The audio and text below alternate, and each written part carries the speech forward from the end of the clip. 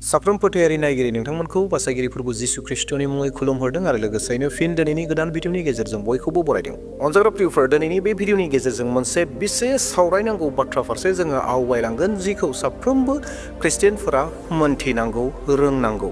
आरो नोंथांमोना आं बबे बिषयाव बाथ्राखौ बुंनो थांगासिनो दङ, थाम्बनेलखौ नायनायनि गेजेरजों एसेब्लाबो आइडियाखौ मोनखाबाय जे बे बाथ्रायाव एबा बे बिषयाव बाथ्राखौ बुंगोन होननानै। अनजाग्रा प्रियफोर, बे बाथ्रायानो जाहैबाय थाम्बनेलाव जेरै लिरनाय दङ जे ख्रिस्टियानफोरा गोबां दुगा जाबाय, ख्रिस्टियानफोरनि मावनायफोरा दुगा जाद्रायबाय, जे थैनाय मानसिफोरखौबो फोथांनायनि प्रमिस खालामदों। येस अनजाग्रा प्रियफोर, नोंथांमोननो मोनसे बेबायदि भिडिअखौ आङो दिन्थिग्रोनो हास्थायदों। मोनसे भिडिअ क्लिप लानानै फैदों जेरावहाय मोनसे जायगायाव सासे सेंग्राया थैबाय, डक्टरफोरा अलरेडि थैबाय होननानै सार्टिफिकेट हरबाय आरो गोथै सहखौ न'आव लानानै फैबाय। नाथाय माखासे ख्रिस्टियान सुबुंफोर, ख्रिस्टियान मिशनारिफोर, पास्टरफोरा गथायसे जानानै बिसोरो मानसिखौ फबनो होआखिसै। जाय न'खरा थैजादोंमोन बै थैजानाय न'खराव थांनानै बिसोरो जबरदस्तियै फबनो होआखिसै। सानथामनि सम लाबाय, जोङो फोथांगोन होननानै बिसोर प्रमिस खालामदों, सतबांसा लादों आरो खामानिखौ बेबायदिनो मावदों। दा थांखांखोना थांखाङाखिसै, जों बयबो बे भिडिअ क्लिपनि गेजेरजों मोनथिगोन, मोननो हागोन। आरो जोबनायाव आङो इसोरनि बोसोनफोरा जोंखौ मा फोरोंदों, थारैनो जोंबो बेबायदि खामानि मावनांगौ ना मावनाङा, जों बे बिषयाव बाथ्राखौ सोलोंगोन। दा बेयावहाय अनजाग्रा प्रियफोर, साफ्रोमबो भिडिअखौ जोबजासिम नायगोन, मानोना दिनैनि बे भिडिअआ साफ्रोमनिबो लागै, साफ्रोम ख्रिस्टियानफोरनि लागै, जोंनि फोथायनायनि थाखाय, जोंनि फोथायनायखौ जों जेन गोगोम खालामनो हायो बिनि थाखाय भिडिअखौ जोबजासिम नायथारगोन आरो गासै बाथ्राफोरखौ जेन जों रोंनो हायो बिनि थाखाय। आरो भिडिअ क्लिपखौ नोंथांमोननो दिन्थिनायनि आवगायावनो खावलायनो हास्थायदों, सोरबा जुदि आंनि चेनेलाव दिनै गोदान फैदोंब्ला चेनेलखौ साबस्क्राइब खालामना लागोन। बेबायदिनो फैबाय थानाय समाव इसोरनि बोसोन एबा रादाबफोरखौ जेन मोनबाय थानो हायो। आरो लोगोसेयैनो मोनसे लाइक होनानै गालांगोन। नोंथांनि लाइक होनाया आंखौ गोदान गोदान भिडिअ लाबोनो थाखाय गोबां थुलुंगा होयो। आरो लोगोसे नोंथांमोना सानोब्ला बे बाथ्राखौ गुबुनफोराबो मोनथिनांगौ होननानै, अब्लाना नोंथांमोना शेयार खालामनानै होगोन। दे अब्ला अनजाग्रा प्रियफोर, नोंथांमोननो बे भिडिअ क्लिपखौ दिन्थिग्रोनि, जेरावहाय जाय मिशनारिफोरा, इभान्जेलिस्टफोरा, पास्टरफोरा सानथामनि सम लादोंमोन गोथै सहखौ थांखांहोफिननायनि।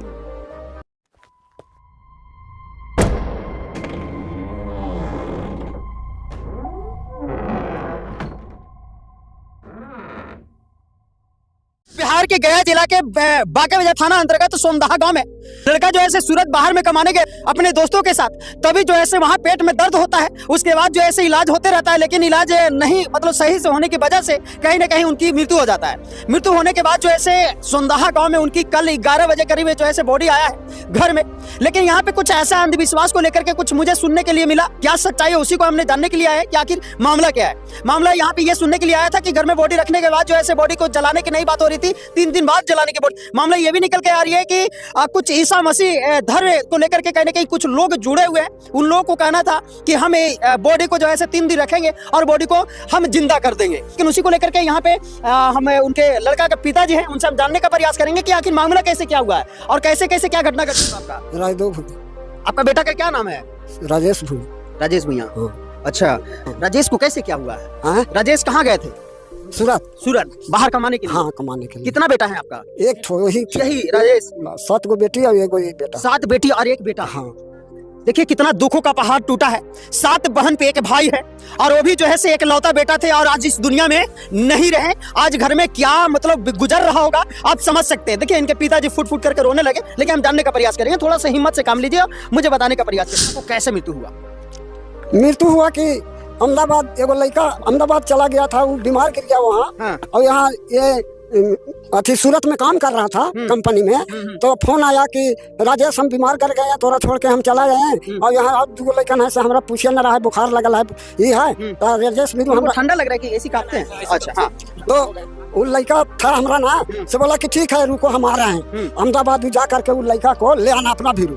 और जहीने लाया तहीने उसको पेट में दर्द हो गया और मांग रहा है ठेकेदार से कि हमको भेज दो ना, तो भाड़ा दे दो, हम चलाएंगे। तब बोला कि राजेश रुको, 5 तारीख के पैसा मिलेगा, हम आपको पैसा दे देंगे। अच्छा, इलाज नहीं हुआ सही से जिसकी वजह से आपके बच्चे को मृत्यु हो गया। हाँ है ना। हाँ। अच्छा ये बताइए कि यहाँ पे कल बॉडी आया था, बॉडी आने के बाद जो है घर में ले जाकर के डायरेक्ट रख दिया गया, और क्या मामला हुआ जो बॉडी नहीं जलाने की बात हो रही है? हाँ, जलाने नहीं दिया कि जैसे यीशु मसीह में हमारा बेटी भी है, उसको गांव के भी बुलाया फोन करके कि हमारा भाई ऐसे हो जाए। इन लोग को सोचना हुआ कि का जानी हो सकता है कि जीवित हो जाए, 7 गो बहन पर एगो भाई है, जीवित हो जाए तो सबको ना जिंदा कैसे? मरा हुआ घोड़ा घास खाता है? नहीं, हम तो खुदे कर सकते सर। तो जिंदा कैसे हो जाएगा? तो जिंदा कैसे हो जाएगा? मरा आदमी। डॉक्टर मृत घोषित कर दिया। डॉक्टर कितना दिन के बाद वहाँ से बॉडी यहाँ पे घर पे आया था? 2 दिन 3 दिन के बाद बॉडी आया। तो आप लोग को इससे नहीं समझ में आया कि 3 दिन बॉडी जो है अगर जिंदा होना रहता तो उधर ही जिंदा हो जाते, लेकिन 3 दिन के बाद बॉडी क्या जिंदा हो जाएगा क्या? आज तक रख ले सर, तो गमका ना रहा है लोग। तो बॉडी को क्यों, मतलब अंधविश्वास में आप लोग पड़े हुए हैं? हाँ, विश्वास में पड़ा हुआ था तबे न रख। किस बात का कि यीशु मसीह जिंदा कर देंगे? हाँ, यीशु मसीह बोल जिंदा कर देंगे, इसीलिए रख लिया। कल हम कहा कि आपको क्या लगता है सही में जिंदा हो जाएंगे? हम नहीं जिंदा होंगे। पुलिस भी आया था, हमारे पुलिस आए तो क्या हुआ? बोले हमसे कि हमारा बेटी सब कौन करने लगा कि सर हम लोग जिला लेंगे, रात भर रह दीजिए, 3 दिन रह दीजिए, 3 दिन रह दीजिए, जिंदा कर लेंगे। हाँ, ये बोला। तो अभी बॉडी, अच्छा अभी बॉडी जलाना है कि नहीं जलाना है, कि अभी और 3 दिन रखना है? नहीं सर, देखिए लकड़ी काठ हम सब निकालने हैं। किनके समझाने पे? कोई नहीं समझाया। अपने लोग मतलब क्या जो गाँव भी हमरा कह दिया कि चलो भागो, जब हम लोग के बात करना। कहाँ है यीशु मसीह वाले जो जिंदा करने के लिए कौन तैयार है? क्या भैया, क्या मामला यहाँ क्या था गाँव में? ये यहाँ पर पूरा सोंदाहा वाला एरिया में जो ये हरिजन कैटेगरी के जैसे भूया हो गया, भोक्ता हो गया, यीशु मसीह के नाम पर इन लोग को इतना बरगला दिया गया है कि कुछ कहने लायक नहीं। अच्छा। एक बार और पहले भी हुआ था, डेड बॉडी को 3 दिन रख करके वो जीवित कर रहा था, लेकिन जीवित ना हुआ, फिर लास्ट में 1 दिन और मतलब ऐसा हुआ?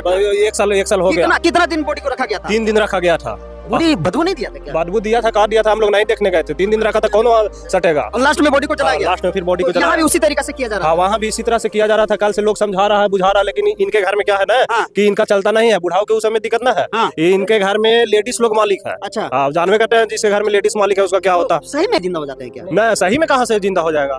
तो फिर इतना लोग पागल कैसे हो गया है? तुम खुद सवार हो गया कि यीशु मसीह जिंदा कर देंगे? नहीं होगा। ये क्या सच्चाई है कि मरे हुए इंसान जिंदा हो जाएगा? अभी तक तो ऐसा इतिहास में हुआ ना है। ऐसा तो नहीं हुआ। तो ये अंधविश्वास फैलाया जा रहा है। अंधविश्वास पूरा सब घर में के जितना भूया मांझी समाज के लोग हैं, लगभग कम से कम 60-70% उसमें घुसे हुए हैं। हाँ, सब अथी करके फुसला करके ले जाता है।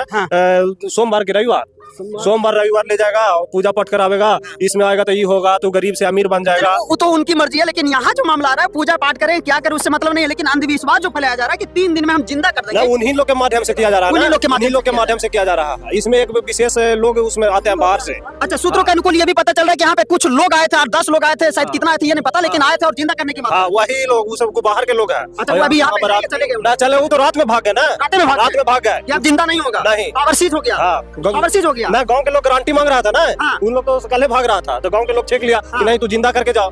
तो फिर रात में फिर मौका देख करके भाग गया उन लोग। अनजाग्रा प्रियफोर, नोंथांमोना बे भिडिअ क्लिपखौ नुबाय। बे भिडिअ क्लिपआ जाहैबाय बिहारनि जिल्ला गेरा होननाय बे जिल्लानि सिङाव समदाहा गाव होननाय मोनसे गामियाव जानाय मोनसे जाथाय। येस अनजाग्रा प्रियफोर, जे भिडिअ क्लिपखौ नोंथांमोना नुनो मोनबाय थादों।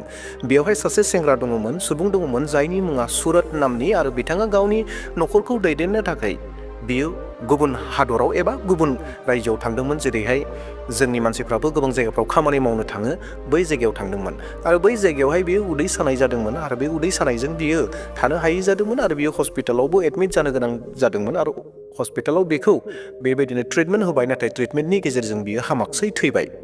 जों बेखौ थोंजोङै मोन्थिदों, आरो गोथै सहखौ बिथांमोना न'आव लानानै फैबाय, आरो जेब्ला गोथै सहआ न'आव सफैयो, बै न'आव सफैनाय समाव माखासे ख्रिस्टियान सुबुंफोरा बै न'खरनि बिगोमाखौ फबनो होआखसै।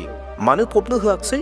बे जाहैबाय जों गोथां खालामगोन, जिसु ख्रिस्ट'नि मुङै जों गोथां खालामगोन, जिसु ख्रिस्ट'आ सोखानानै होगोन, जि गोथै सह दङ बे गोथै सहआव जोङो जिउखौ सोनानै होगोन होननानै बै मिशनारिफोरा, ख्रिस्टियान सुबुंफोरा बैयावहाय प्रमिस खालामबाय, आरो बिसोर बेबायदिनो थारैनो न' बिगोमाखौ सावनो होआखसै एबा फबनो होआखसै, आरो बिसोर थारैनो गावसोरजों लोगोसे बै गोथै सहखौ लानानै बेबायदिनो सानथाम आर'ज खालामबाय। नाथाय गोथैया थांखांफिनाखसै। बिनि सिगाङावनो गासैबो मिशनारिफोरा, गासैबो ख्रिस्टियान सुबुंफोरा बै जायगानिफ्राय खारखोमानो गोनां जाबाय एबा खारखोमाबाय, मानोना बै गोथै सहनिफ्राय एबा गोथै सहआ थांखाङाखसै, बिनि थाखाय बिसोर खारनो गोनां जाबाय। जों बेखौ नुनो मोन्दों, आरो बे बाथ्राखौ थोंजोङै बुंदों, आरो बेबायदि जाथायफ्रा गोबां जायगायाव जानानैबो दङ। अनजाग्रा प्रियफोर, बे खामानिया सैथो जादोंना असैथो जादों? बे खामानिया मोजां जादों ना गाज्रि जादों? ना अनजाग्रा प्रियफोर, जोङो जिसु ख्रिस्टनि जिथु बोसोन दङ बाइबेलाव लिरनानै दोननाय बाथ्राफोरखौ जोङो बुजिजोबाखै नामा? जोङो बुजिनो हायाखै नामा? जायनि जाहोनाव दिनै जोंनि गेजेराव बेबायदि जाथायफोरा जागासिनो दङ। दिनै जिसु ख्रिस्टआ बदनाम मोननो गोनां जादों। अनजाग्रा प्रियफोर, नंगौ जिसु ख्रिस्टआ गावनो बेखौ जोंनो बिथोन होदों, जोंनो फोरोंदों। येस अनजाग्रा प्रियफोर, नोंथांमोना बे बाइबेल सिरिखौ दिन्थिनो नागिरदों। माथाइनि 10:9 सिरि, जब्राफोरखौ सोखादो, गोथैफोरखौ फोथांदो, खुरिया रग जानायफोरखौ फाहामदो आरो बुहुतफोरखौ होनदो। जेरै नोंसोरनो ओरैनो होनाय जाबाय बेबादिनो नोंसोरबो ओरैनो होफिनदो। येस अनजाग्रा प्रियफोर, बे जाहैबाय जिसु ख्रिस्टआ जेब्ला गावनि सेलाफोरखौ सायख'बाय आरो गावनि सेलाफोरखौ खामानिनि थाखाय थिनहरबाय, बै समाव जिसु ख्रिस्टआ बुंदोंमोन जे जब्राफोरखौ सोखादो, गोथैफोरखौ फोथांदो। येस, गोथैफोरखौ फोथांदो होननानै बुंदों। आरो बे गोथैफोरखौ फोथांदो होननाय बाथ्राखौ लानानैनो दिनै गोबां मिशनारिफोर, गोबां ख्रिस्टियानफोरनि गेजेराव बे खामानिखौ मावनाय जादों जे गोथैखौबो जों फोथांनो हायो होननानै गोबां मानसिफोरा प्रमिस खालामनानै गोबां जायगाफोराव बेबायदि आर'ज खालामदों। आरो थारैनो गोबां जायगाफोराव बेबायदिनो थांखांफिननायखौबो जोङो खोनानो मोन्दों। आरो थारैनो जिसु ख्रिस्टआ बेबायदि सोमोनांथाव खामानिखौबो मावदों। आरो जोङो जेब्ला बाइबेलाव नायगोन अब्लाना जिसु ख्रिस्टआ गावनोबो खुद बेखौ जोंनो मावनानै दिन्थिदों। जेराव जोङो बे जारिमिनखौ जहननि 11:1 57सिम जों मोननो हायो, जेरावहाय लाजारआ थैदोंमोन, मांखराव थादोंमोन आरो बै समाव जिसु ख्रिस्टआ फैनानै बै लाजारखौ गोथां खालामफैदोंमोन। जों बेखौ नुयो। आरो बेनि उनाव जोङो नुनो मोनबावदों पौलाबो बेबायदिनो गोथां मानसिखौ जिसु ख्रिस्टनि मुङै फोथांफिनदोंमोन, जायखौ जोङो थिनहरजानाय 20:9 आरो 10 सिरियाव मोननो हायो। बेयावहाय सासे इटिकुस होननाय सासे बेक्ति दंमोन, सुबुं दंमोन, जि समावहाय पौला इसोरनि गाहाम रादाबखौ फोसावबाय थादोंमोन। बे हरनि समाव 3 मन्जिला, डेट मिन्स मोनथाम जिथु तालाथाम दङमोन, बै तालाथामाव बे प्रग्रामा जादोंमोन। आरो बै समाव बै इटिकुसआ खोरखियाव जिरायनानै बोसोनखौ खोनासंबाय थादोंमन। नाथाय बोसोना गोलाव जानायखाय आरो हरा बांलांबाय थानायखाय बियो बैयावनो उन्दुसनलांबाय आरो उन्दुनायखाय बियो खिरखिनिफ्राय हायाव गोग्लैफैबाय। आरो जेब्ला हायाव गोग्लैयो अब्लाना अलरेडि इटिकुसआ थैखाबायमोन। आरो बै समाव पौलाबो गाहायाव फैनानै नुफैबाय जे इटिकुसआ थैबाय। आरो पौला बै समाव आर'ज खालामबाय आरो बिखौ फोथांफिनबाय जिसु ख्रिस्टनि मुङै, आरो इटिकुसआ गोथां जाफिनबाय। जों बेफोर गासै जारिमिनखौ मोननो हादों आरो नुदोंबो। अनजाग्रा प्रियफोर, अब्ला गोरोन्थिया बहा? अनजाग्रा प्रियफोर, गोरोन्थिया बेयावसो। दिनै गोबां जायगाफोराव जोंनि ख्रिस्टियानफोरनि गेजेराव थैनाय मानसिफोरनि मोदोमनि खाथियाव थांनानै बेबायदि प्रमिस खालामहैनाय, जोङो बेखौ फोथांथारगोन, जोंनो सानथाम सम हो, जोंनो सानथाम हो। जिसु ख्रिस्टनि खाथियाव बेबायदि समनि गोनांथि गैया। अनजाग्रा प्रियफोर, जों बे बाथ्राखौ मोन्थिनांगोन। जेब्ला इटिकुसआ गोजौनिफ्राय गोग्लैनानै हायाव गोग्लैनानै थैफैदोंमोन, बै समाव पौला सानथाम, सानब्रै, सानबानि समखौ लायाखै। बेयाव बियो जिसु ख्रिस्टनि मुङैनो आर'ज खालामदों आरो बियो लोगो लोगोनो गोथां जादों।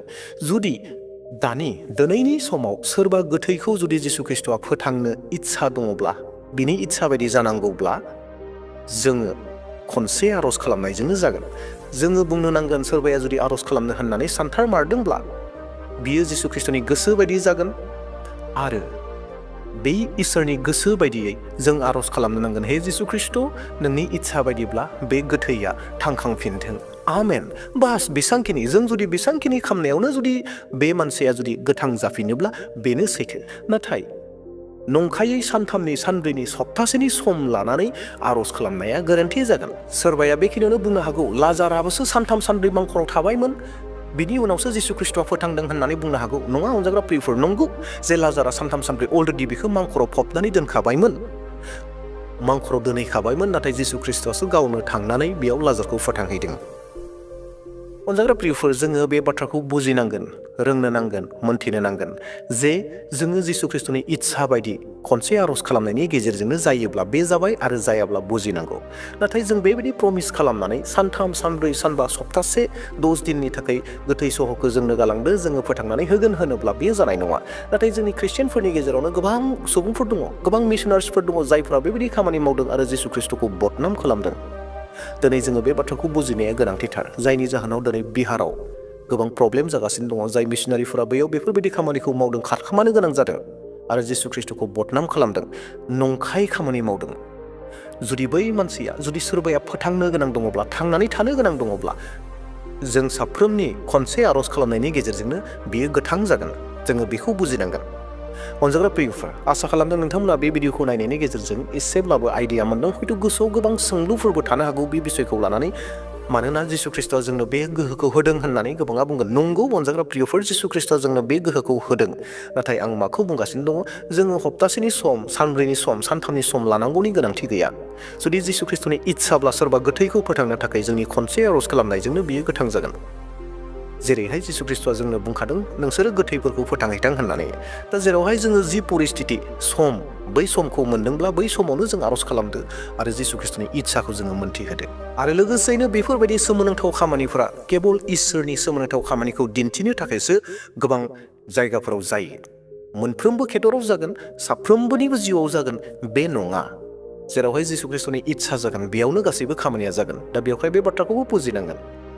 जे जों जेन जोंनि आर'ज खालामनायजों जिसु ख्रिस्ट'आ खोनासंनानै बयखौबो फोथांगोन होननानै बुङोब्ला बे जानाय नङा जेब्लानो जिसु ख्रिस्ट'आ इच्छा जिसु ख्रिस्ट'आ माबा मोनसे सोमोनांथावखौ बै जायगायाव दिन्थिनो हास्थायदों बबेबा जायगायाव दिन्थिनो हास्थायदों सोरनोबा दिन्थिनो हास्थायदों माबा मोनसे सोमोनांथावखौ सोलायनायखौ लाबोनो हास्थायदों बैबायदियाव जिसु ख्रिस्ट'आ बेफोर गासै खामानिखौ मावफुंगोन नाथाय जों जेन बेबायदि सानथामनि सानब्रैनि सानबानि सम लानानै जों जेन दुगा जाया आरो जिसु ख्रिस्ट'खौ जेन जोङो लासिं सिं फोनाङा आरो जों साफ्रोम ख्रिस्टियानफोरनि गेजेराव जेन समयसा जेंनाफोरा दाफैथों जोङो इसोरनि बोसोनखौ जोङो बुजिनो नांगोन अनजाग्रा प्रियफोर आं बेखौ बुंनो नागिराखैदि थैनानै थांनायखौ गोथां खालामफिननायनि आर'जखौ दाखालाम बेखौ बुंनो नागिराखै जायफोरा जि गोहोखौ मोनदों बेबायदिनो जोङो आर'ज खालामनो हायो आरो खालामनांगौ नाथाय बेखौसो खालामनाङा जेरावहाय सानथाम सानब्रै सानबा 10 दिननि सम लानानै गोथै सहखौ दोननानै बदनाम खालामनो नाङा आङो बुंगासिनो दङ आरो इसोरनि बोसोना जोंखौ बेखौनो फोरोंदों इमिडियेटलि इसोरनि खामानिया जायो